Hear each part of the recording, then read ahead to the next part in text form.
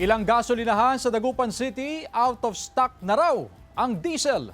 Balitang tinutukan ni Jasmine Gabriel Galban.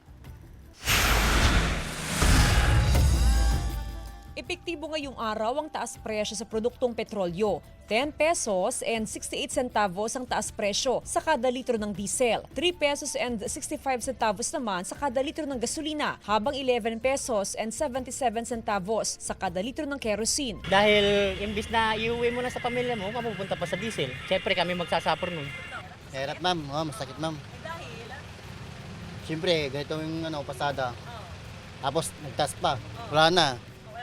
Wala nakikitain ma'am. Sa pag-ikot ng news team, kapansin-pansin na out of stock na ang diesel sa ilang gasolinahan sa Pangasinan. Gaya sa gasoline station na ito sa Dagupan City. Naubos na raw ang stock na diesel kahapon pa lamang dahil sa dami na nagpakarga. Meron naman daw darating na supply. Samantala, nanawagan ng One Pangasinan Transport Federation o OPTF sa gobyerno na ituloy ang 10 pesos kada litro na diskwento sa diesel. Sa monitoring ng OPTF, tumigil na sa pagbibigay ng diskwento ang mga accredited na gasoline station sa Pangasinan noong June 30. Tayo ay humihirit pa rin ng discount dun sa fuels na dating binigay na 10 piso kada litro. Ito yung inaasahan natin na pansamantala na ibigay para sa amin.